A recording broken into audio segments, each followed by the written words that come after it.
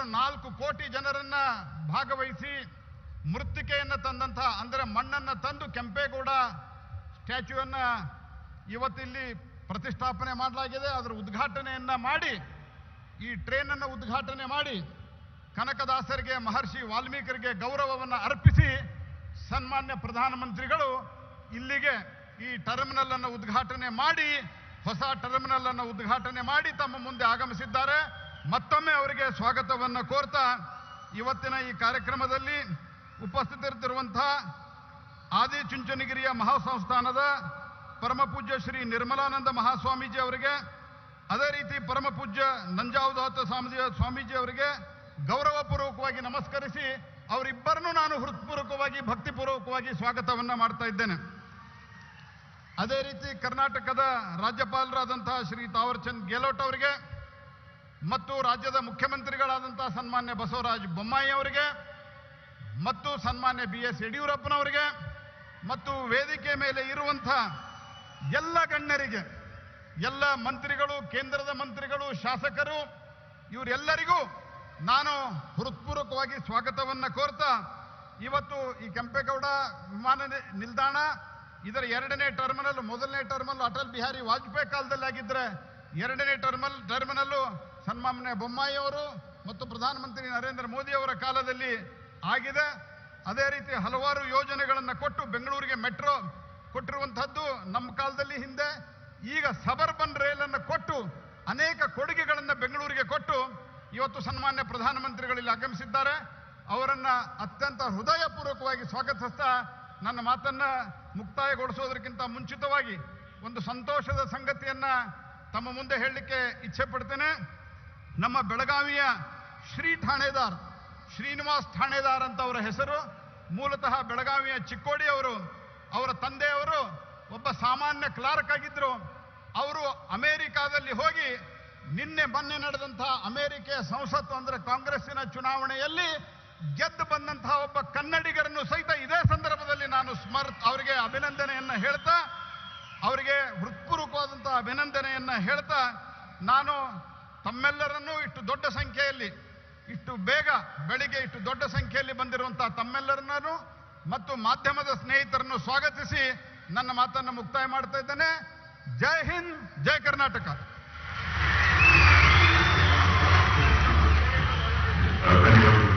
Thank you for extending a very cordial welcome. Thank you, sir.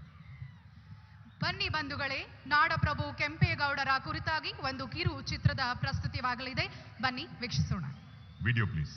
Global ನಗರವೆಂದೇ ಹೆಸರು ಪಡೆದ ಈ ಬೆಂಗಳೂರು ಭೂಮಿಯ ನಿರ್ಮಾತೃ ಕೆಂಪೇಗೌಡರ ಕಥೆ ಇದು. 1510ರಲ್ಲಿ ಜನಿಸಿದ ಕೆಂಪೇಗೌಡರು ಅಜ್ಜ ನಿರ್ಮಿಸಿದ ಯಲಹಂಕ ನಾಡಪ್ರಭು ಸಾಮ್ರಾಜ್ಯದ ಭವಿಷ್ಯದ ನಾಯಕರಾಗಿದ್ದರು. ಕೆಂಪೇಗೌಡರು ಯುವರಾಜರಾಗಿ ತನ್ನ ಭವಿಷ್ಯದ ಸಾಮ್ರಾಜ್ಯ ನಿರ್ಮಾಣದ ಕುರಿತು ವಿಶೇಷವಾದ ದೂರದೃಷ್ಟಿಯನ್ನು ಹೊಂದಿದ್ದರು. ವಿಜಯನಗರ ಸಾಮ್ರಾಜ್ಯದ ಚಕ್ರವರ್ತಿ ಅಚ್ಯುತರಾಯರ ಪ್ರೋತ್ಸಾಹದಿಂದ ಸ್ಫೂರ್ತಿ ಪಡೆದು ಕೆಂಪೇಗೌಡರು 1532ರಲ್ಲಿ ಬೆಂಗಳೂರಿನ ನಿರ್ಮಾಣಕ್ಕೆ ಶಂಕುಸ್ಥಾಪನೆ ನೆರವೇರಿಸಿದರು. ಕೆಂಪೇಗೌಡರ ವಾಸ್ತುಶಿಲ್ಪದ ಯೋಜನೆಯಲ್ಲಿ 4 ಮೂಲಭೂತ ಅಂಶಗಳೆಂದರೆ ಕೆರೆಕಟ್ಟೆಗಳು, ಕೋಟೆಗಳು, ಉದ್ಯಾನಗಳು ಮತ್ತು ಮಾರುಕಟ್ಟೆಗಳು. ಜಗತ್ತಿನಾದ್ಯಂತ ಬಹುತೇಕ ಎಲ್ಲಾ ನಾಗರಿಕತೆಗಳು ಮತ್ತು ದೊಡ್ಡ ನಗರಗಳು ನದಿಯ ತೀರದ ಪ್ರದೇಶಗಳಲ್ಲಿ ನಿರ್ಮಾಣಗೊಂಡಿರುವುದು ಸಹಜ. ಆದರೆ ಕೆಂಪೇಗೌಡರು ನಗರ ನಿರ್ಮಾಣಕ್ಕೆ ಆಯ್ದುಕೊಂಡ ಸ್ಥಳದ ಸುತ್ತಮುತ್ತ ಯಾವುದೇ ನದಿ ಮೂಲಗಳಿರಲಿಲ್ಲ. ಆದ ಕಾರಣ ನಗರದ ಸುತ್ತಮುತ್ತ ಕೆರೆಕಟ್ಟೆಗಳನ್ನು ನಿರ್ಮಿಸಿ ಅವುಗಳ ಸಂಪೂರ್ಣ ಸಾಮರ್ಥ್ಯವನ್ನು ಹೆಚ್ಚಿಸಿ ಅವುಗಳ ಆಧಾರದ ಮೇಲೆ ನಿರ್ಮಿಸಿದ ದೇಶದ ಏಕೈಕ ಸುಸ್ಥಿರ ನಗರ ಬೆಂಗಳೂರು. ನಗರಕ್ಕೆ ಧರ್ಮಾಂಬುದಿ, ಕೆಂಪಾಂಬುದಿ ಮೊದಲಾದ ಕೆರೆಗಳಿಂದ ನೀರಿನ ಸೌಲಭ್ಯದೊಂದಿಗೆ ಸುಸ್ಥಿರ ಜೀವನವನ್ನು ಖಾತ್ರಿಪಡಿಸಲಾಯಿತು. ನಗರದ ಅಭಿವೃದ್ಧಿಗಾಗಿ ಕೆಂಪೇಗೌಡರು ಅನುಸರಿಸಿದ ಅತ್ಯುತ್ತಮ ವೈಶಿಷ್ಟ್ಯವೆಂದರೆ ಬೀದಿ ಮತ್ತು ಪೇಟೆಗಳು. ಪ್ರತಿಯೊಂದು ಸಮುದಾಯವನ್ನು ಜನರು ಮಾಡುವ ವೃತ್ತಿ ಮತ್ತು ವ್ಯಾಪಾರದ ಪ್ರಕಾರ ವಿಂಗಡಿಸಲಾಯಿತು. ಅಂದರೆ ನಗರದ ಪೇಟೆ, ಬಳೆಪೇಟೆ, ಕುಂಬಾರಪೇಟೆ, ಚಿಕ್ಕಪೇಟೆ, ದೊಡ್ಡಪೇಟೆ, ಅಕ್ಕಿಪೇಟೆ ಮುಂತಾದವು. ಇದು ಯಾವುದೇ ಸಾಂಸ್ಕೃತಿಕ ಅಥವಾ ಧಾರ್ಮಿಕ ವಿಭಜನೆಯಾಗಿ ಇರಲಿಲ್ಲ. ಇದು ನಮ್ಮ 22 ವರ್ಷದ ಯುವ ನಾಯಕನ ದೂರದೃಷ್ಟಿಯ ಬುದ್ಧಿವಂತಿಕೆ. ಈ ಎಲ್ಲಾ ವ್ಯವಸ್ಥೆಯು ಬೆಂಗಳೂರನ್ನು ವ್ಯಾಪಾರ ಮತ್ತು ಕರಕುಶಲತೆಯ ಸಾಂಸ್ಕೃತಿಕ ಕೇಂದ್ರವಾಗಿ ಪರಿವರ್ತಿಸಿತು. ವಿಜಯನಗರದ ಚಕ್ರವರ್ತಿ ಅಚ್ಯುತರಾಯರು ಈ ರಾಜಧಾನಿಯ ಸಂಕೀರ್ಣ ಯೋಜನೆಯಿಂದ ತುಂಬಾ ಸಂತೋಷಗೊಂಡು ಹಲಸೂರು, ವರ್ತೂರು, ಕೆಂಗೇರಿ, ಜಿಗಣಿ, ಬಾಣಾವರ ಮುಂತಾದ ಸಮೀಪದ ಗ್ರಾಮಗಳನ್ನು ದಯಪಾಲಿಸಿದರು. 5 ಶತಮಾನಗಳ ನಂತರ ಇಂದಿಗೂ ಕೆಂಪೇಗೌಡರು ನಿರ್ಮಿಸಿದ 5 ಗೋಪುರಗಳು ಇದಕ್ಕೆ ಸಾಕ್ಷಿಯಾಗಿ ನಿಂತಿವೆ. ಅಂದಿನ ಆರೋಗ್ಯ ಗೋಪುರ ಇಂದಿನ ಲಾಲ್ಬಾಗ್ ಸಸ್ಯ ಉದ್ಯಾನವನವಾಗಿದೆ.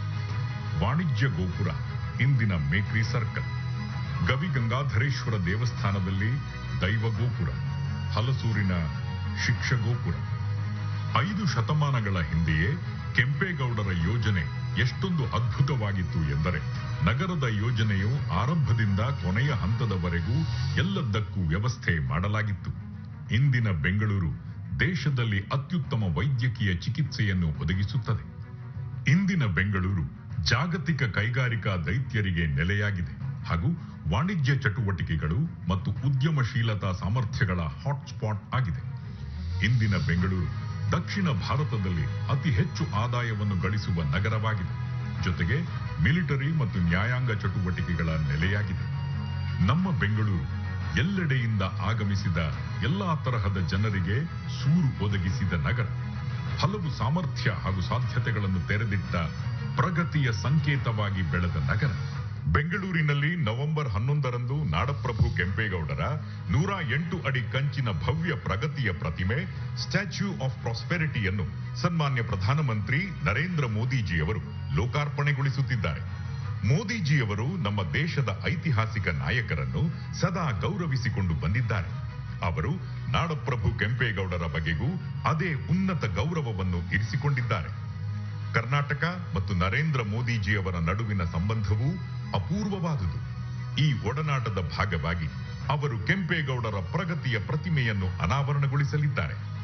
ಇದು ಪ್ರಧಾನಮಂತ್ರಿ ಮೋದಿಜಿಯವರು ಕರ್ನಾಟಕ ಮತ್ತು ಕನ್ನಡಿಗರ ಬಗ್ಗೆ ಹೊಂದಿರುವ ಅಪಾರ ಪ್ರೀತಿ ಮತ್ತು ಗೌರವದ ದ್ಯೋತಕವಾಗಿದೆ.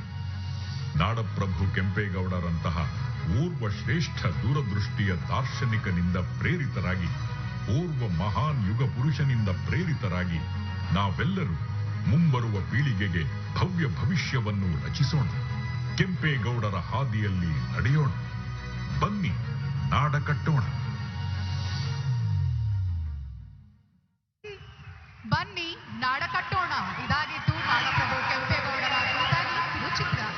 ಬಂಧುಗಳೇ, ಇನ್ನು ನಮ್ಮನ್ನೆಲ್ಲ ಉದ್ದೇಶಿಸಿ ಆದಿಚುಂಚನಗಿರಿ ಮಹಾಸಂಸ್ಥಾನದ ಪೀಠಾಧ್ಯಕ್ಷರಾದ ಗೌರವಾನ್ವಿತ ಜಗದ್ಗುರು ಶ್ರೀ ಶ್ರೀ ಶ್ರೀ ಡಾಕ್ಟರ್ ನಿರ್ಮಲಾನಂದನಾಥ ಮಹಾಸ್ವಾಮೀಜಿಯವರು ಆಶೀರ್ವಚನವನ್ನು ನೀಡಬೇಕಾಗಿ ವಿನಂತಿ. ಬಂಧುಗಳೇ, put your hands together and welcome Swamiji.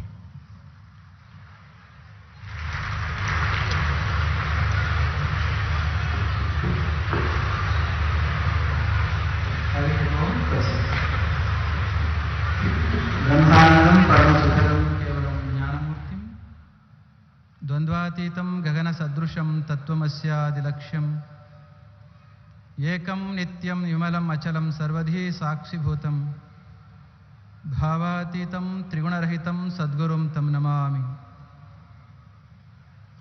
ಪ್ರಗತಿಯ ಪ್ರತಿಮೆ ಸ್ಟ್ಯಾಚ್ಯೂ ಆಫ್ ಪ್ರಾಸ್ಪೆರಿಟಿ ಇದರ ಉದ್ಘಾಟನಾ ಕಾರ್ಯಕ್ರಮದ ಈ ಪವಿತ್ರ ಗಳಿಗೆಯಲ್ಲಿ ನಮ್ಮೆಲ್ಲರ ಆರಾಧ್ಯ ದೈವಯೋಗಿ ಪದ್ಮಭೂಷಣ ಜಗದ್ಗುರು ಡಾಕ್ಟರ್ ಶ್ರೀ ಬಾಲ್ ಗಂಗಾಧರನಾಥ್ ಮಹಾಸ್ವಾಮೀಜಿಯವರ ದಿವ್ಯ ಚೇತನಕ್ಕೆ ಮನಸ ನಮಿಸಿ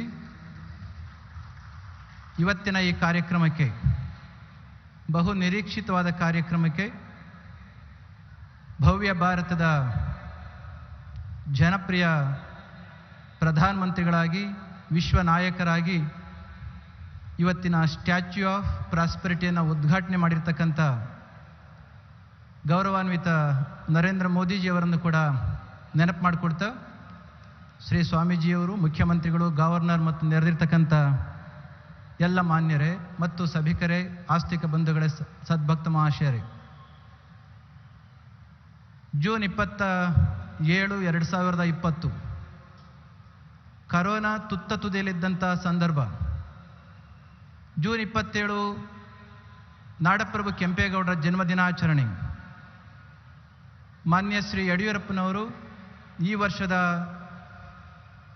ಜನ್ಮದಿನಾಚರಣೆಯನ್ನು ವಿಶೇಷವಾಗಿ ಆಚರಿಸ್ತೇವೆ ಅಂತ ಹೇಳಿ ಕರೋನಾ ಹೊತ್ತಿನಲ್ಲಿ ವಿಶೇಷವಾದ ರೀತಿಯಲ್ಲಿ ನಾಡಪ್ರಭು ಕೆಂಪೇಗೌಡರ 108 ಅಡಿ ಎತ್ತರದ ವಿಗ್ರಹವನ್ನು ಮಾಡುವುದರ ಮುಖಾಂತರ, ಅದಕ್ಕೆ ಅಸ್ಥಿಭಾರವನ್ನು ಹಾಕುವುದರ ಮುಖಾಂತರ ಪ್ರಾರಂಭ ಮಾಡಿದಂಥ ಒಂದು ಸವಿನೆನಪು ಜೂನ್ 27, 2020.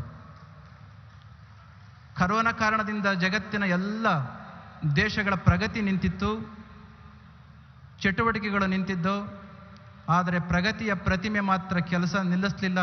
ಇವತ್ತು 2 ವರ್ಷಗಳ ನಂತರದಲ್ಲಿ ನಾಡಪ್ರಭು ಕೆಂಪೇಗೌಡರ ಪ್ರಗತಿಯ ಪ್ರತಿಮೆ ಪ್ರಗತಿಯ ದ್ಯೋತಕವಾಗಿ ಉದ್ಘಾಟನೆಗೊಂಡಿದೆ. ಅದಕ್ಕಾಗಿ ಮಾನ್ಯ ಪ್ರಧಾನಮಂತ್ರಿಗಳಿಗೆ ಸಮಸ್ತ ಕನ್ನಡ ನಾಡಿನ ಬಂಧುಗಳ ಪರವಾಗಿ ನಾವು ಅಭಿನಂದನೆಗಳನ್ನು ಸಲ್ಲಿಸ್ತೇವೆ. ಸ್ವಾಮಿ ವಿವೇಕಾನಂದರು ಹೇಳ್ತಾ ಇದ್ರು, if India lives who dies, if India dies who lives. Bharat ಉಳಿದರೆ ಎಲ್ಲರೂ ಉಳಿತಾರೆ, ಭಾರತ ಅಳಿದರೆ ಯಾರೂ ಉಳಿಲಿಕ್ಕೆ ಸಾಧ್ಯ ಇಲ್ಲ ಅಂತ. ಇದರ ಮೇಲೆ ಜ್ಞಾನದ ದೃಷ್ಟಿಯಿಂದ ಹೇಳಿದ ಮಾತು. ನಾಡಪ್ರಭು ಕೆಂಪೇಗೌಡರು ನಾಡನ್ನು ಆಳಿದ್ದಷ್ಟೇ ಅಲ್ಲ, ಅವರ ಧರ್ಮಪ್ರಭುಗಳು ಕೂಡ ಆಗಿದ್ದವರು. ಅಂತಹ ಧರ್ಮಪ್ರಭು ಕಟ್ಟಿದ ಬೆಂಗಳೂರಿನ ಸಂಕೇತವಾಗಿ ಹಲವಾರು ಸಾಧನೆಗಳನ್ನು ಇದುವರೆಗೂ ಕೂಡ ನಾವು ವಿಡಿಯೋದಲ್ಲಿ ನೋಡಿದ್ವಿ. ಮುಖ್ಯವಾಗಿ ಇವತ್ತು ಮಾನ್ಯ ಪ್ರಧಾನಮಂತ್ರಿಗಳು ಬಂದಿರತಕ್ಕಂಥ ಈ ಸಂದರ್ಭದಲ್ಲಿ 500 ವರ್ಷಗಳ ಹಿಂದೆ ಯಾವ ನಾಡಪ್ರಭು ಕೆಂಪೇಗೌಡರು ನಾಡನ್ನು ಕಟ್ಟುವ ಸಂದರ್ಭದಲ್ಲಿ ಎಲ್ಲ ಸಮುದಾಯದವರನ್ನು ಒಟ್ಟುಗೂಡಿಸಿ, the best resource of any country is the human resource. If skill is used for the prosperity and the development of the country, obviously the land or the country is going to be prospered. It is because of that he identified all the best skills of the people during that time, because of which 64 markets have come into existence based upon the skills. After 500 years of existence, our Honorable Prime Minister, having understood the basic necessity and the importance of setting the skill, he has created the skill setting, skill development, not only skill development, reskilling and upskilling. All these 3 concepts are given by our Narendra Modi ji Prime Minister, Honorable Prime Minister, skilling India, reskilling India and upskilling India. Because if human potential is not used to its fullest extent, obviously any country, irrespective of its legacy, is not going to be prospered. Considering this aspect, he has given much importance for this. Second thing, one who knows the culture of the country, such person is going to derive the energy to rule the country. One who doesn't know the culture, obviously is going to suffer without having any energy. ಇವತ್ತು ನಮ್ಮ ನಾಡಪ್ರಭು ಕೆಂಪೇಗೌಡರು ಧರ್ಮಪ್ರಭುಗಳು ಸಂಸ್ಕೃತಿನ ರೂಢಿಸಿಕೊಂಡಿದ್ದಂಥವರು. ಅದೇ ದಾರಿನಲ್ಲಿ having understood the importance of the culture and the spirituality of this land, Narendra Modi ji has derived so much of energy. As a result, he is emerged as a great leader of this country and the world. ಒಂದು ಕಾಲ ಇತ್ತು ಜಗತ್ತಿನ ಬೇರೆ ಬೇರೆ ದೇಶದವರು ನಮ್ಮನ್ನು ಕೇಳಿ ನೀವು ಅಧಿಕಾರ ಮಾಡಿ ಅನ್ನೋ ಕಾಲ. Today we have reached such a stage wherein for the world problems, those countries have been approaching our country seeking the advice and they are getting persuaded. It's all because of the ruling. Plato ಒಂದು ಮಾತನ್ನ ಹೇಳಿದ್ದ, always the ruler should be a philosopher or the philosopher should become a ruler. ಏನಾಗಂದ್ರೆ ಯಾರಿಗೆ ಜ್ಞಾನ ಇದೆಯೋ ಅವ ದೇಶವನ್ನು ಆಳಬೇಕು ಅಂತ. ಆದರೆ ನರೇಂದ್ರ ಮೋದಿಜಿಯವರು, ಕೆಂಪೇಗೌಡರು ಇವರೆಲ್ಲರೂ ಕೂಡ ಜ್ಞಾನದ ಜೊತೆಯಲ್ಲಿ ಕರ್ಮಜ್ಞಾನವೂ ಇರಬೇಕು ಅಂತಕ್ಕಂಥ ತೋರಿಸಿಕೊಟ್ಟವರು. ಒಂದು ಕಡೆ ಜ್ಞಾನ, ಇನ್ನೊಂದು ಕಡೆ ಕರ್ಮ, ಈ ಎರಡು ಮಿಳಿತ ಆದದ್ದಾದರೆ ದೇಶ ಉದ್ಧಾರ ಆಗುತ್ತೆ. ಈ ದಾರಿನಲ್ಲಿ ಇವತ್ತು ನಮ್ಮ ದೇಶ ಪ್ರಗತಿಯನ್ನು ಸಾಧಿಸ್ತಾ ಇದೆ. ಕರೋನಾ ಆರ್ಥಿಕ ಸ್ಥಿತಿಯನ್ನು ಮುಳುಗಿಸಿದ್ರು ಕೂಡ, ಬೇರೆ ಬೇರೆ ದೇಶದ ಆರ್ಥಿಕ ಸ್ಥಿತಿ ಡೋಲಾಯಮಾನ ಆಗಿದ್ರು ಕೂಡ ನಮ್ಮ ದೇಶದ ಆರ್ಥಿಕ ಸ್ಥಿತಿ ಇಷ್ಟೊಂದು ಸುಭದ್ರವಾಗಿರಲಿಕ್ಕೆ ಕೆಂಪೇಗೌಡರು ಅಂದು ಕಟ್ಟಿಕೊಟ್ಟಿದ್ದಂಥ ನಾಡು, ಅದನ್ನು ಅನುಸರಣೆ ಮಾಡ್ತಾ ಇರ್ತಕ್ಕಂಥ ಇವತ್ತಿನ ನಿಯಮಗಳು ನಮ್ಮ ದೇಶವನ್ನು ಜಗದೆಲ್ಲೆಡೆ ತಲೆ ಎತ್ತಿ ನಿಲ್ಲುವ ಹಾಗೆ ಮಾಡಿದ್ದಾವೆ. ಇಂತಹ ಹೊತ್ತಿನಲ್ಲಿ ಬಂದು ಪ್ರಗತಿಯ ಸಂಕೇತವಾಗಿರ್ತಕ್ಕಂಥ ನಾಡಪ್ರಭು ಕೆಂಪೇಗೌಡರ ಪ್ರತಿಮೆಯನ್ನು ಅನಾವರಣವನ್ನು ಮಾಡಿ ಸಮಸ್ತ ಕನ್ನಡಿಗರಿಗೆ, ಸಮಸ್ತ ಸಮುದಾಯದ ಬಂಧುಗಳಿಗೆ ಸಂತೋಷವನ್ನು ಉಂಟು ಮಾಡಿರ್ತಕ್ಕಂಥ ಮಾನ್ಯ ಶ್ರೀ ಪ್ರಧಾನಮಂತ್ರಿಗಳಾಗಿರ್ತಕ್ಕಂಥ ನರೇಂದ್ರ ಮೋದಿಜಿಯವರಿಗೆ ನಾವು ಮತ್ತೊಮ್ಮೆ ಅಭಿನಂದನೆಗಳನ್ನು ಸಲ್ಲಿಸ್ತಾ always there is one statement, man has succeeded in splitting an atom before acquiring the wisdom of uniting human hearts. ಇವತ್ತು ಆಗಿರ್ತಕ್ಕಂಥದ್ದು ಇಲ್ಲಿ ಮನುಷ್ಯರನ್ನು ಕೂಡಿಸುವ ಮುಖಾಂತರ ಶಕ್ತಿಯನ್ನು ಪ್ರವರ್ಧಮಾನಕ್ಕೆ ಬರುವಂತೆ ಮಾಡಿ ನಾಡಿನ ಪ್ರಗತಿಗೆ ಕೆಂಪೇಗೌಡರು ಕಾರಣರಾಗಿದ್ದರು. ಇವತ್ತು ನರೇಂದ್ರ ಮೋದಿಜಿಯವರು ಅದೇ ನಿಟ್ಟಿನಲ್ಲಿ ಕೆಲಸವನ್ನು ಮಾಡ್ತಾ ಇದ್ದಾರೆ.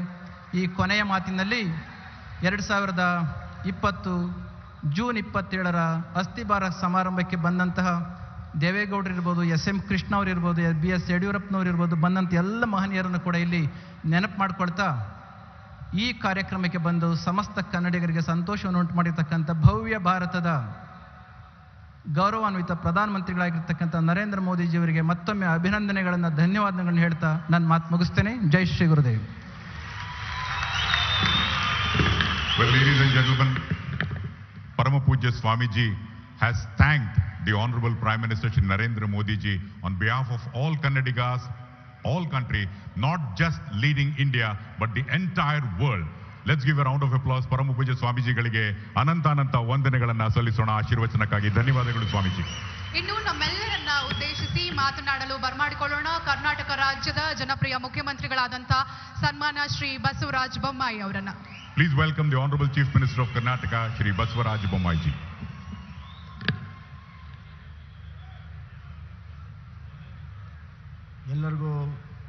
ಎಲ್ಲರಿಗೂ ನಮಸ್ಕಾರಗಳು. ಇಂದು ಕರ್ನಾಟಕದ ಅಭಿವೃದ್ಧಿಯ ಪಥದಲ್ಲಿ ಸುವರ್ಣ ಅಕ್ಷರದಲ್ಲಿ ಬರೆದಿಡುವಂಥ ಒಂದು ದಿನ. ಇಂದಿನ ಹಲವಾರು ಅಭಿವೃದ್ಧಿ ಕಾರ್ಯಕ್ರಮಗಳ ಮತ್ತು ನಾಡಪ್ರಭು ಕೆಂಪೇಗೌಡರ ಪ್ರಗತಿಯ ಪ್ರತಿಮೆಯನ್ನು ಅನಾವರಣ ಮಾಡಲು ಬಂದಿರುವಂಥ ನಮ್ಮ ನೆಚ್ಚಿನ ಪ್ರಧಾನಮಂತ್ರಿಗಳು, ವಿಶ್ವಮಾನ್ಯ ನಾಯಕರು, ನವ ಭಾರತದ ಪ್ರತೀಕವಾಗಿರುವಂಥ ಆತ್ಮನಿರ್ಭರ ಭಾರತವನ್ನು ಸಬ್ಕೆ ಸಾಥ್ ಸಬ್ಕಾ ವಿಕಾಸ್ ಕೊಟ್ಟಿರುವಂಥ ನೆಚ್ಚಿನ ಪ್ರಧಾನಮಂತ್ರಿಗಳಾದಂಥ ಶ್ರೀ ನರೇಂದ್ರ ಮೋದಿಜಿಯವರೇ, ಪರಮ ಪೂಜ್ಯ ನಿರ್ಮಲಾನಂದ ಮಹಾಸ್ವಾಮಿಗಳು, ಪರಮ ಪೂಜ್ಯ ನಂಜಾದೂತ ಮಹಾಸ್ವಾಮಿಗಳ ಪಾದಗಳಲ್ಲಿ ನಮಸ್ಕರಿಸಿ, ಗಂತವತ್ತ ರಾಜ್ಯಪಾಲರಂಥ ಗೆಲೋಜಿಯವರೇ, ಹಿರಿಯರಾದಂಥ ಯಡಿಯೂರಪ್ಪಜಿಯವರೇ, ಕೇಂದ್ರದ ಎಲ್ಲ ಸಚಿವರೇ, ನನ್ನ ಸಚಿವ ಸಂಪುಟದ ಎಲ್ಲ ಸದಸ್ಯರೇ, ವೇದಿಕೆ ಮೇಲಿರುವಂಥ ಗಣ್ಯರೇ, ಇಲ್ಲಿ ನೆರೆದಿರುವಂಥ ಅಣ್ಣ ತಮ್ಮಂದಿರೇ, ಅಕ್ಕ ತಂಗಿರೇ, ಮಾಧ್ಯಮ ಸ್ನೇಹಿತರೆ, ಬಂಧುಗಳೇ, ಇವತ್ತು ಸನ್ಮಾನ್ಯ ಪ್ರಧಾನಮಂತ್ರಿಗಳು ಹಲವಾರು ಕಾರ್ಯಕ್ರಮದಲ್ಲಿ ಭಾಗವಹಿಸಿರುವಂಥದ್ದು ಅತ್ಯಂತ ಪ್ರಮುಖವಾಗಿದೆ.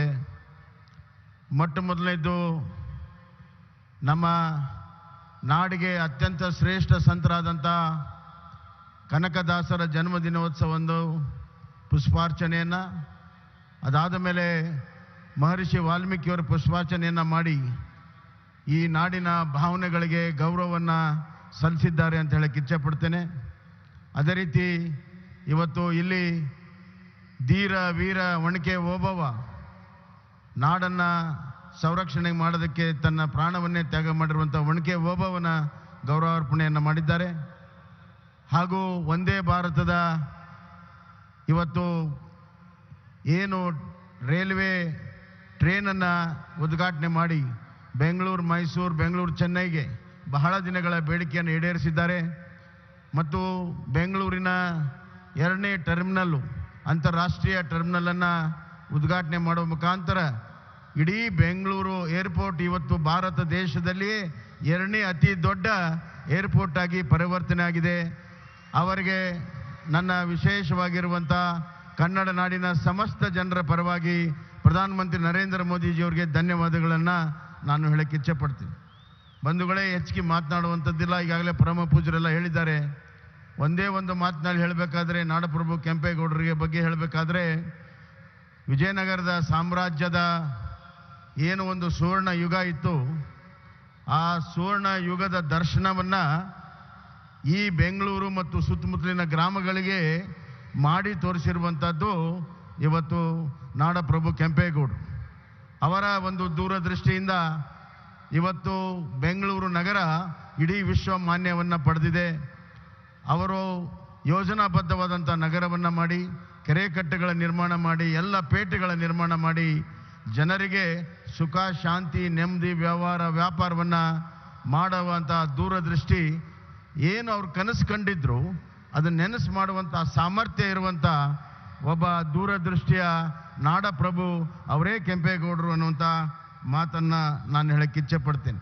ಬಂಧುಗಳೇ, ಕೆಂಪೇಗೌಡರಿಗೆ ಗೌರವ ಸಲ್ಲಿಸುವ ಮುಖಾಂತರ ಈ ನಾಡಿನ ಸಂಸ್ಕೃತಿ, ಪರಂಪರೆ, ಇತಿಹಾಸ ಮತ್ತು ಪ್ರಗತಿಪರ ಚಿಂತನೆಗೆ ಇವತ್ತು ನಾವು ಗೌರವವನ್ನು ಕೊಟ್ಟಂಗಾಗಿದೆ ಅನ್ನುವಂಥ ಮಾತನ್ನು ಈ ಸಂದರ್ಭದಾಗ ಹೇಳಿ, ನಾವು ಕೂಡ ಇವತ್ತು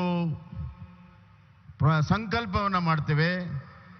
ಕೆಂಪೇಗೌಡರ ಚಿಂತನೆಯಲ್ಲಿ, ಕೆಂಪೇಗೌಡರ ವಿಚಾರಧಾರೆಯಲ್ಲಿ, ಅವರ ನೀತಿಯಲ್ಲಿ, ಅವರ ರೀತಿಯಲ್ಲಿ ಈ ನಾಡನ್ನು ಕಟ್ಟಲು ನಾವು ಇಂದು ಸಂಕಲ್ಪವನ್ನು ನಮ್ಮ ಸರ್ಕಾರ ಮಾಡ್ತದೆ ಅನ್ನುವಂಥ ಮಾತನ್ನು ಹೇಳಿ, ಅಂದು ಒಬ್ಬ ವಿಕಾಸ ಪುರುಷ, ಅದಕ್ಕಾಗಿ ನಾವು ಸ್ಟ್ಯಾಚ್ಯೂ ಆಫ್ ಪ್ರಾಸ್ಪರಿಟಿ ಅಂತ ಇಟ್ಟಿದ್ದೇವೆ.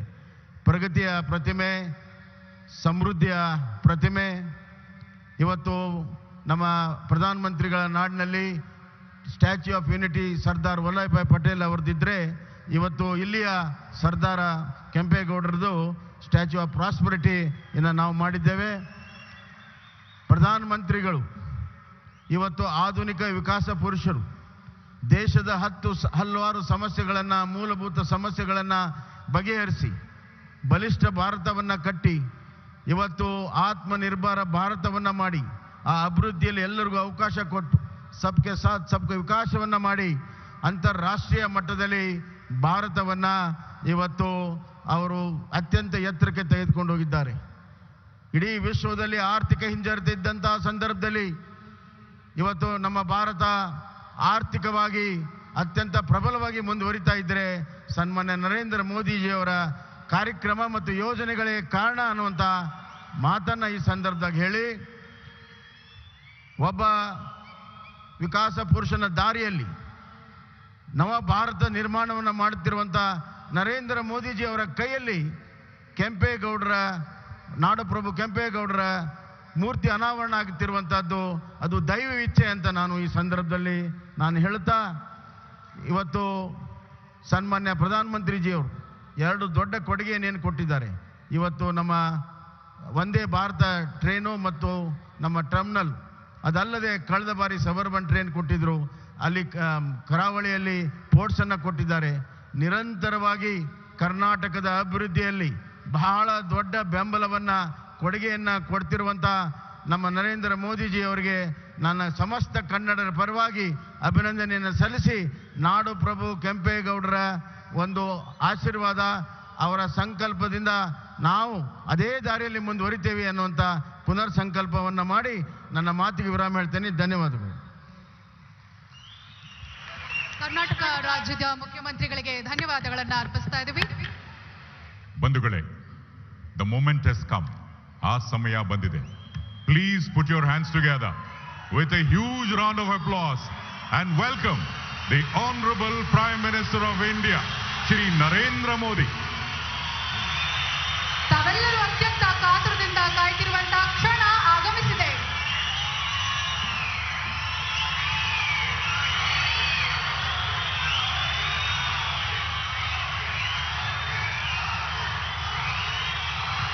भारत माता की, भारत माता की.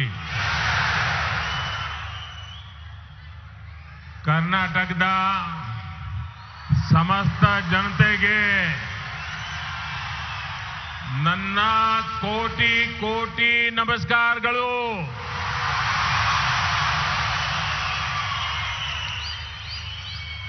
मंच पर विराजमान पूज्य स्वामी जी, कर्नाटका के गवर्नर श्री थावरचंद गहलोत जी, यहां के लोकप्रिय मुख्यमंत्री श्री बसवराज बोम्मई जी, पूर्व मुख्यमंत्री श्रीमान येदियुरप्पा जी, केंद्रीय मंत्रिमंडल के मेरे सहयोगीगण, राज्य सरकार के मंत्री, सांसदगण, विधायकगण, अन्य सभी महानुभाव और विशाल संख्या में पधारे हुए मेरे प्यारे भाइयों और बहनों,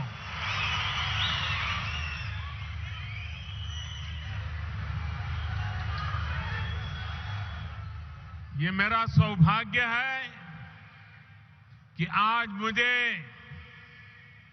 बेंगलुरु में एक बहुत विशेष दिन पर आने का अवसर मिला है। आज कर्नाटका की, देश की दो महान संतानों की जन्म जयंती है। संत कनकदास जी ने हमारे समाज को मार्गदर्शन दिया, तो उनके ओवावाज ने हमारे गौरव, हमारी संस्कृति की सुरक्षा के लिए योगदान किया। मैं इन दोनों विभूतियों को पुनः एक बार नमन करता हूं। साथियों, आज इन महान विभूतियों को सम्मान देते हुए हम बेंगलुरु के कर्नाटका के विकास और विरासत दोनों को सशक्त कर रहे हैं। आज कर्नाटका को पहली made in India Vande Bharat train मिली। ये ट्रेन चेन्नई, देश की स्टार्टअप कैपिटल बेंगलुरु और धरोहरों के शहर मैसूरू को आपस में जोड़ती है। कर्नाटका के लोगों को अयोध्या, प्रयागराज और काशी के दर्शन कराने वाली भारत गौरव काशी दर्शन ट्रेन, इसकी भी आज शुरुआत हुई है। आज केम्पेगौड़ा इंटरनेशनल एयरपोर्ट के दूसरे टर्मिनल का भी उद्घाटन हुआ है।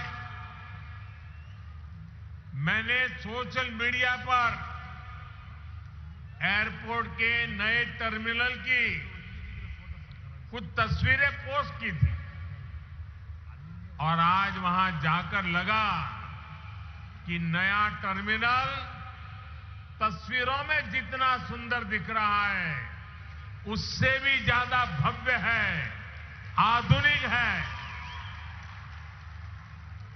ये बेंगलुरु के लोगों की बहुत पुरानी मांग थी, जो अब हमारी सरकार पूरा कर रही है। साथियों, मुझे नाड़ प्रभु केम्पेगौड़ा जी की 108 फीट की प्रतिमा के अनावरण और उनके जलाभिषेक का भी अवसर मिला।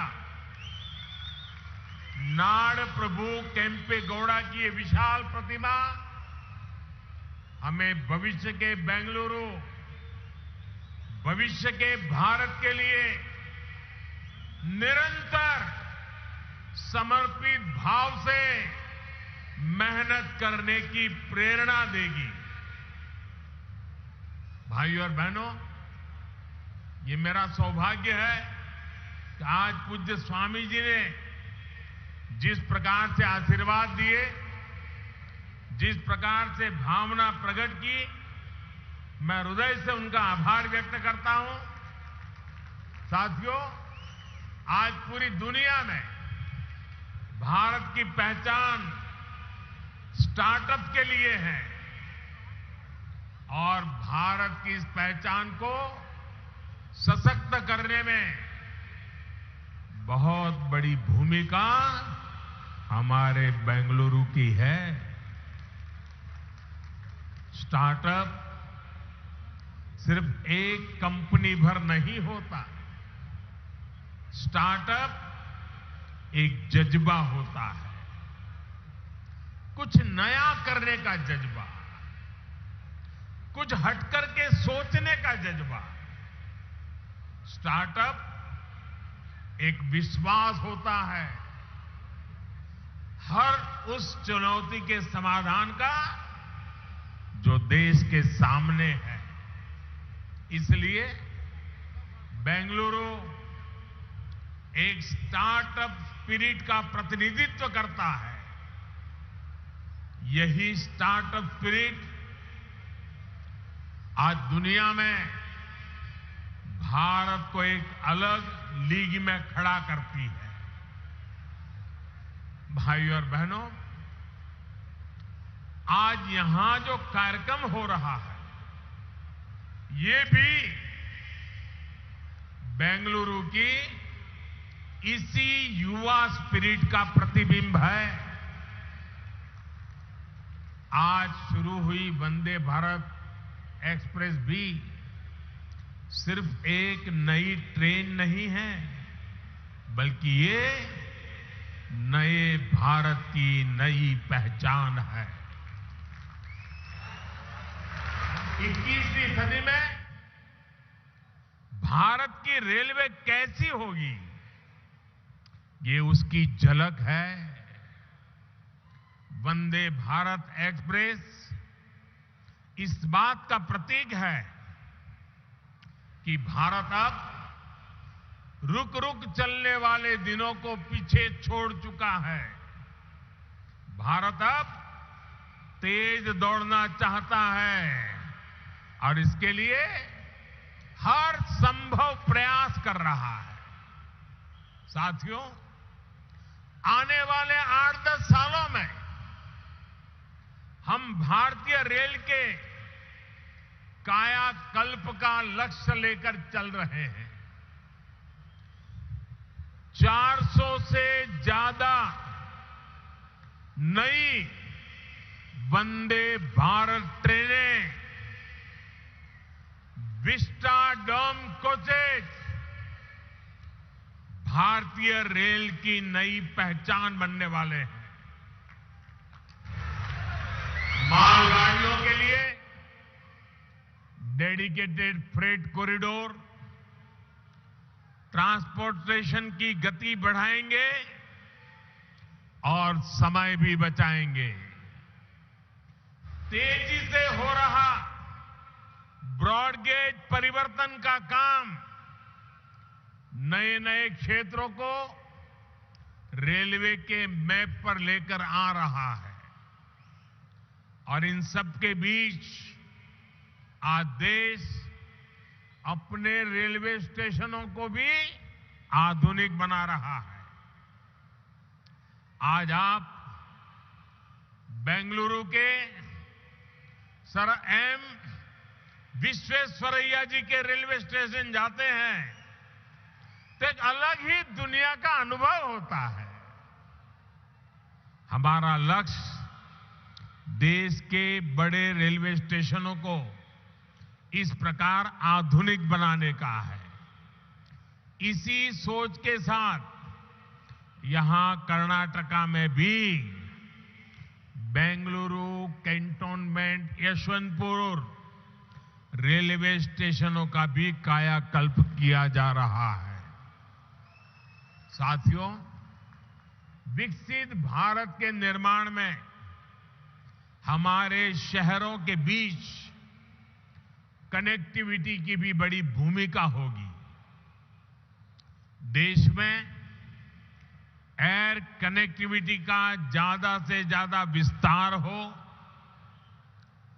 हमारे एयरपोर्ट्स का विस्तार हो, ये आज समय की मांग है। बेंगलुरु एयरपोर्ट का नया टर्मिनल इसका उपयोग करने वाले पैसेंजर्स के लिए नई सुविधा लेकर आएगा। आज भारत दुनिया में एयर ट्रैवल के सबसे तेजी से बढ़ने वाले मार्केट में से एक है। जिस तरह देश आगे बढ़ रहा है, उसी तरह एयरपोर्ट्स पर पैसेंजर्स की संख्या भी बढ़ रही है। इसलिए हमारी सरकार देश में नए एयरपोर्ट्स का भी निर्माण करा रही है। 2014 से पहले देश में 70 के आसपास एयरपोर्ट थे, 70। अब इनकी संख्या 140 से ज्यादा हो गई है, डबल। बढ़ते हुए ये एयरपोर्ट्स हमारे शहरों का बिजनेस पोटेंशियल बढ़ा रहे हैं, नौजवानों के लिए नए अवसर भी बना रहे हैं। साथियों, आज पूरी दुनिया में भारत में निवेश के लिए जो अभूतपूर्व विश्वास बना है, उसका बहुत बड़ा लाभ कर्नाटका को भी मिल रहा है। आप कल्पना कीजिए, बीते 3 वर्ष जब पूरी दुनिया कोविड से प्रभावित रही, तब कर्नाटका में लगभग 4 लाख करोड़ रुपए का निवेश हुआ। पिछले वर्ष एफडीआई को आकर्षित करने में कर्नाटका देश में अग्रणी रहा है। और ये जो निवेश हो रहा है, ये सिर्फ आईटी सेक्टर तक सीमित नहीं है, बल्कि बायोटेक्नोलॉजी से लेकर डिफेंस मैन्युफैक्चरिंग तक हर सेक्टर का यहां विस्तार हो रहा है। देश में एयरक्राफ्ट और स्पेसक्राफ्ट इंडस्ट्री में 25% हिस्सेदारी ये हमारे कर्नाटका की है। देश की सेना के लिए जो एयरक्राफ्ट और हेलीकॉप्टर हम बना रहे हैं, उसमें से लगभग 70% यही बनते हैं। देश में इलेक्ट्रिक व्हीकल मैन्युफैक्चरिंग में भी कर्नाटका बहुत आगे है। आज फॉर्च्यून 500 कंपनियों में से 400 से अधिक कंपनियां कर्नाटका में काम कर रही है, और ये लिस्ट लगातार बढ़ रही है। ये सब कुछ इसलिए हो रहा है क्योंकि आज कर्नाटका डबल इंजन की ताकत से चल रहा है। भाइयों और बहनों, आज बात चाहे गवर्नेंस की हो या फिर फिजिकल और डिजिटल इंफ्रास्ट्रक्चर के निर्माण की, भारत एक अलग ही लेवल पर काम कर रहा है। आज पूरी दुनिया हैरान होती है जब भारत के डिजिटल पेमेंट भीम यूपीआई के बारे में सुनती है। क्या 8 वर्ष पहले ये कल्पना करना भी संभव था? Made in India, 5G technology, क्या ये सोचा भी जा सकता था?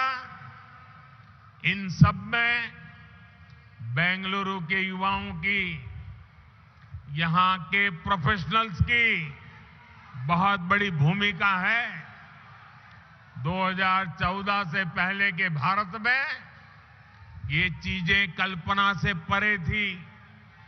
इसका कारण ये है कि तब जो सरकारें थी, उनकी सोच ही पुरानी थी। पहले की सरकारें स्पीड को लग्जरी तो स्केल को रिस्क मानती थी। हमने ये धारणा बदल दी है। हम स्पीड को भारत की आकांक्षा मानते हैं और स्केल को भारत की ताकत मानते हैं। इसलिए आज भारत पीएम गति शक्ति नेशनल मास्टर प्लान के तहत देश में इंफ्रास्ट्रक्चर का विकास कर रहा है। हम सभी साक्षी हैं कि कैसे अतीत में इंफ्रास्ट्रक्चर के निर्माण में सबसे बड़ी समस्या तालमेल की रहती थी। जितने ज्यादा विभाग, जितनी ज्यादा एजेंसियां, उतनी ही देरी निर्माण में होती थी। इसलिए हमने तय किया कि सबको एक प्लेटफॉर्म पर लाया जाए। आज पीएम गति शक्ति नेशनल मास्टर प्लान के तहत 1500 से ज्यादा लेयर्स भी हैं। डेटा विभिन्न एजेंसियों को सीधे उपलब्ध हो रहा है। आज केंद्र और राज्य सरकारों के दर्जनों मंत्रालय, दर्जनों विभाग इस प्लेटफॉर्म से जुड़ चुके हैं। आज देश नेशनल इंफ्रास्ट्रक्चर पाइपलाइन के तहत इंफ्रा पर लगभग 110 लाख करोड़ रुपए के निवेश का लक्ष्य लेकर चल रहा है। देश में ट्रांसपोर्ट के हर माध्यम एक दूसरे से जुड़े, एक दूसरे को सपोर्ट करें। इसके लिए देश का बल, पूरी ताकत मल्टी मॉडल इंफ्रास्ट्रक्चर पर है। कुछ समय पहले ही देश ने नेशनल लॉजिस्टिक पॉलिसी भी लॉन्च की है। ये पॉलिसी देश में ट्रांसपोर्टेशन का खर्च कम करने, ट्रांसपोर्टेशन को इनोवेटिव बनाने में मदद करेगी। साथियों, भारत को विकसित बनाने के लिए फिजिकल इंफ्रास्ट्रक्चर के साथ ही देश के सोशल इंफ्रास्ट्रक्चर का भी मजबूत होना उतना ही आवश्यक है। मुझे खुशी है कि कर्नाटका की डबल इंजन सरकार सोशल इंफ्रा पर भी उतना ही ध्यान दे रही है। बीते 8 वर्षों में देश में गरीबों के लिए 3.5 करोड़ घर बनाए गए हैं। यहां कर्नाटका में भी गरीबों के लिए 8 लाख से ज्यादा पक्के घरों को स्वीकृति दी गई है। जल जीवन मिशन के तहत सिर्फ 3 वर्षों में ही देश में 7 करोड़ से अधिक घरों में पाइप से पानी की सुविधा पहुंचाई गई है। कर्नाटका के भी 30 लाख से ज्यादा ग्रामीण परिवारों तक पहली बार पाइप से पानी पहुंचा है। आयुष्मान भारत योजना के तहत देश के 4 करोड़ गरीबों को अस्पताल में मुफ्त इलाज मिला है। कर्नाटका के भी 30 लाख से अधिक गरीब मरीजों ने ये योजना का लाभ लिया है। मुझे खुशी है कि इन सुविधाओं की सबसे अधिक लाभार्थी हमारी माताएं हैं, हमारी बहनें हैं, हमारी बेटियां हैं। भाइयों और बहनों, आज देश में छोटे किसान हो, छोटे व्यापारी हो, फिशरमैन हो, रेहड़ी पटरी ठेले वाले हो, ऐसे करोड़ों लोग पहली बार देश के विकास की मुख्य धारा से जुड़ रहे हैं।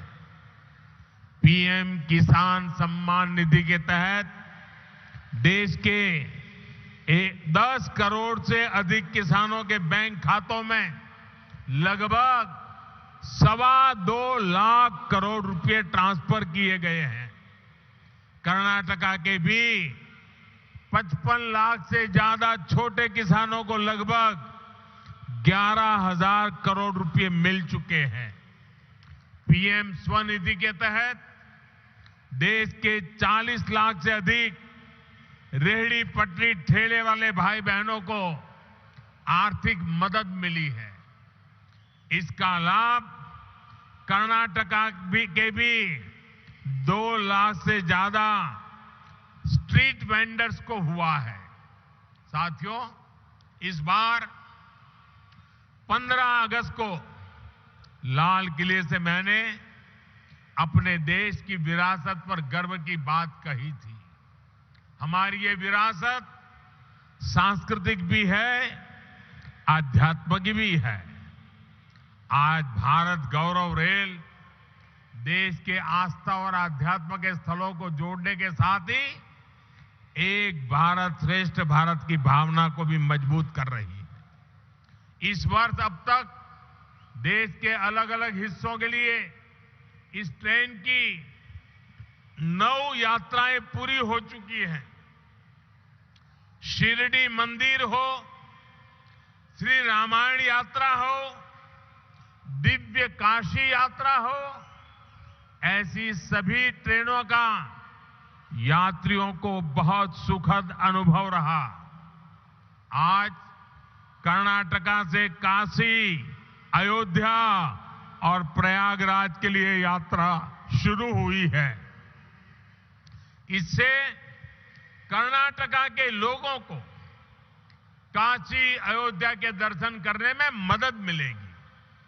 भाइयों और बहनों, भगवत भक्ति और सामाजिक शक्ति से कैसे समाज को जोड़ा जा सकता है, इसकी प्रेरणा हमें संत कनकदास जी से भी मिलती है। एक तरफ उन्होंने कृष्ण भक्ति का रास्ता चुना और दूसरी तरफ कुल कुल कुल वेंदु होड़े दाड़दिरी कहकर उन्होंने जाति के आधार पर भेदभाव को खत्म करने का संदेश दिया। आज पूरी दुनिया में मिलेट्स यानी मोटे अनाज के महत्व को लेकर के चर्चा हो रही है। संत कनकदास जी ने उस दौर में ही मिलेट का महत्व स्थापित कर दिया था। उनकी रचना थी राम धान्य चरिते। उन्होंने कर्नाटका में सबसे ज्यादा पसंद किए जाने वाले मिलेट रागी का उदाहरण देते हुए सामाजिक समानता का संदेश दिया था। भाइयों और बहनों, आज हमारा प्रयास है कि बेंगलुरु शहर का विकास वैसे ही हो जैसे नाड़ प्रभु केम्पे गौड़ा जी ने कल्पना की थी। इस शहर की बसावट यहां के लोगों को केम्पे गौड़ा जी की महान देन है। इस बसावट में उन्होंने जिन बारीकियों का ख्याल रखा है वो अद्भुत, अद्वितीय है। सदियों पहले उन्होंने बेंगलुरु के लोगों के लिए कॉमर्स, कल्चर और कन्वीनियंस की योजना तैयार कर दी थी। उनकी दूरदृष्टि का फायदा आज भी बेंगलुरु के लोगों को मिल रहा है। आज व्यापार, कारोबार, उसके रूप रंग भले ही बदल गए हो, लेकिन पेटे आज भी बेंगलुरु की कॉमर्शियल लाइफलाइन बना हुआ है। नाड़ प्रभु केम्पे गौड़ा जी का बेंगलुरु की संस्कृति को भी समृद्ध करने में अहम योगदान है। यहां का मशहूर गवि गंगाधरेश्वर मंदिर हो या बसवनगुड़ी इलाके के मंदिर, इनके जरिए केम्पेगौड़ा जी ने बेंगलुरु की सांस्कृतिक चेतना को हमेशा के लिए जीवंत बना दिया। बेंगलुरु शहर के लोग इस शहर की ऐसी बेमिसाल बसावट के लिए केम्पेगौड़ा जी के हमेशा आभारी रहेंगे। साथियों, बेंगलुरु अंतर्राष्ट्रीय शहर है। इसे हमें अपनी विरासत को संवारते हुए आधुनिक इंफ्रास्ट्रक्चर से समृद्ध करना है। ये सबका प्रयास से ही संभव है। एक बार फिर आप सभी को नए प्रोजेक्ट के लिए मैं बहुत बहुत बधाई देता हूं। पूज्य संतगण ने आकर के आशीर्वाद दिए, मैं उनका आभार व्यक्त करता हूं। और इतनी बड़ी तादाद में उमंग और उत्साह से भरे हुए कर्नाटका के नौजवान, कर्नाटक की माताएं बहनें, यहां का किसान हमें आशीर्वाद दे रहा है। मैं हृदय से आपका बहुत बहुत आभार व्यक्त करता हूं। धन्यवाद। बहुत बहुत धन्यवाद माननीय प्रधानमंत्री जी।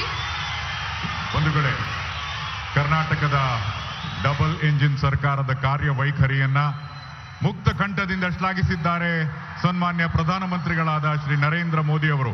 He has complimented profusely the efforts of the Karnataka government towards contributing a new Karnataka to Navabharata. ಬಂಧುಗಳೇ, ನಾವೆಲ್ಲರೂ ಸಹ ಪ್ರಧಾನಮಂತ್ರಿಗಳಿಗೆ ಜೋರಾದ ಕರತಾಡನದೊಂದಿಗೆ please put your hands together and let's thank the honorable Prime Minister of India Shri Narendra Modi G.